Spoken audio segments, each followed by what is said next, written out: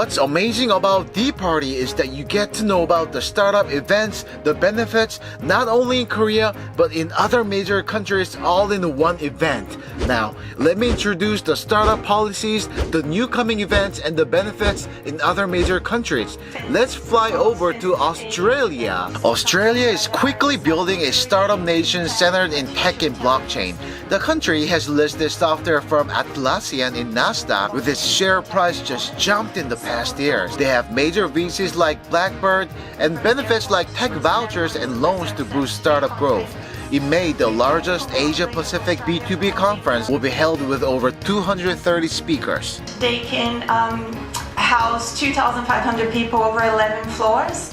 It's a very, very exciting location to be. It's very well connected. It connects you with investors, with other startups, with government funding, with mentorship. We have new innovation visa and skilled specialist visa, and come to Sydney and Australia. Also, Sydney has one of the biggest hubs called the Sydney Startup Hub, which holds around 450 startups.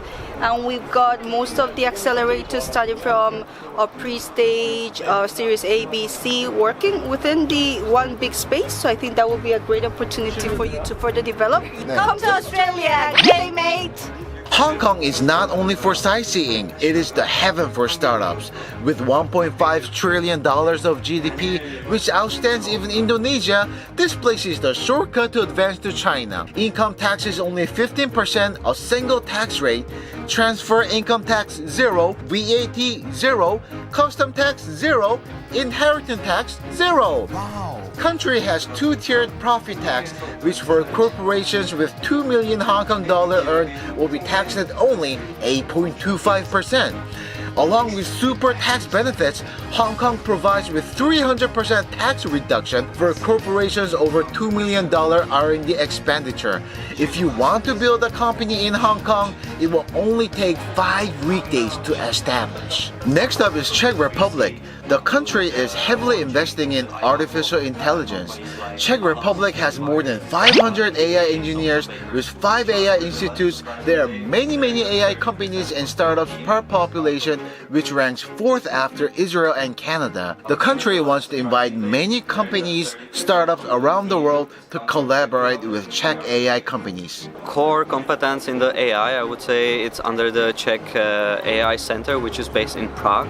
And there are also universities that focus on natural language processing, deep machine learning, and data intelligence, big data processing. The living costs, it's very low, I would say, or very affordable. You have very cheap beer, beautiful ladies, and in the end, that's all it matters. Češi do toho. Another beautiful country, Spain. Right now, Spain is energetic at the moment when it comes to startups. Spanish government is investing in startups through a fund-of-fund Neotex and through Invierte, a private investment vehicle, which funded 576 projects. A total of more than 1,000 million euros were supported to startups. A few years ago, it was more public push into the startup ecosystem. Nowadays, the leverage from the private administration, private sector is much higher than the public sector. We have some very good universities, including business administration university. Like IESE and all those schools. Exactly. Yeah. So all together makes a good combination. Ven a España, vive la cultura, desarrolla el negocio y vas a disfrutar. Britain is the center of startups in Europe. Business is scaling up in London with $15 billion in VC capital investments, with regional clusters in London, Manchester, Oxford, and so many more. The country will cut down corporate tax from 19 to 18% in 2020, plus a tax exemption to investors who invest in startup shares.